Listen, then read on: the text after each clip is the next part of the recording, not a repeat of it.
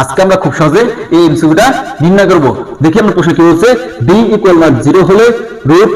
Minus a whole to the power 4 এর মান কত? প্রথমে আমরা প্রশ্নটার মানটা লিখি, root minus a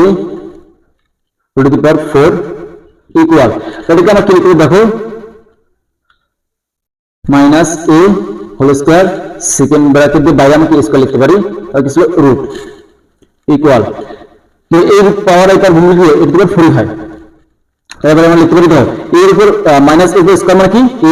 a square, কারণ মাইনাস a স্কয়ার মানে মাইনাস a দিয়ে গুণ লিখলে হয় প্লাস a স্কয়ার হয়, ফার্স্ট ব্র্যাকেট 2, যখন আমরা কি এর থেকে বাদ দেব তখন এটা কি হবে, ইনটু কি হয়ে যায়, হাফ হয়ে যাবে, রুট যখন আমরা বাদ দিই তখন তার মানে হয় half equal a square, a two কাটা যাবে, কি থাকে শুধু 1 থাকে ইনটু 1, তাহলে a 2 1 গুণ লিখলে 2 হয়, তাহলে a স্কয়ার, তাহলে আমাদের आंसर কি a স্কয়ার খ নাম্বার।